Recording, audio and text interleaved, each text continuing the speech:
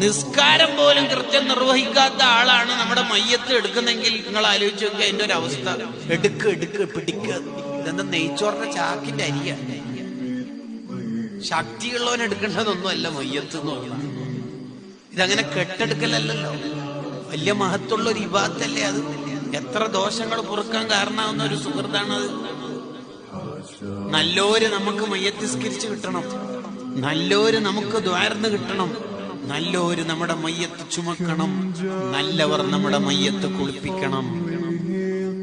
കിതാബുകൾ പറഞ്ഞല്ലോ, മയ്യത്ത് എല്ലാം തിരിച്ചറിയും. ആരാണ് എന്നെ കുളിപ്പിച്ചത്, ആരൊക്കെയാണ് എന്റെ പരിസരത്ത് വന്നത്, ആരാണ് എനിക്ക് നിസ്കാരത്തിന് നേതൃത്വം നൽകിയത്, ഇതൊക്കെ മയ്യത്ത് അറിയും.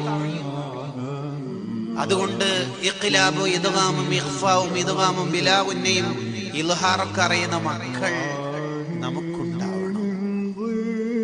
അതാണ് ഇൽമിന്റെ ഉണ്ടാവണം എന്ന് പറഞ്ഞതിന്റെ താല്പര്യം.